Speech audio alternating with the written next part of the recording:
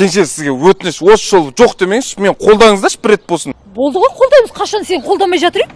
Жеңше, мен бір Жанелім деген қызбен таныстым. Франшизасын сатып аламын онынше. Сосын мен анандай салон ашам, салон красоты. Системді сол жерде басық болып жүрем. Айтыр, тоқта.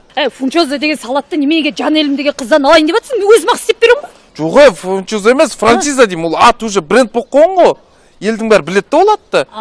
Соны сатып аламын. Сосын ол маған 4 мастерін үйретіп береді кеп. Сосын салон ішінде қай жерде тұру керек екенін бәрін үйретеді. Болды, басық болып жүрмеймін ба? Салон дегенде қыздар ашпай ма? Дұрыс қой, қыздар істейді ғой жерде. Мен басық боламын ғой шын. Иә, дұрыс. Болды, аша берсе енді, не кедергі болып тұр саған? Соған ақша берсеңізші, сіздің атыңыздан кредит алайық та.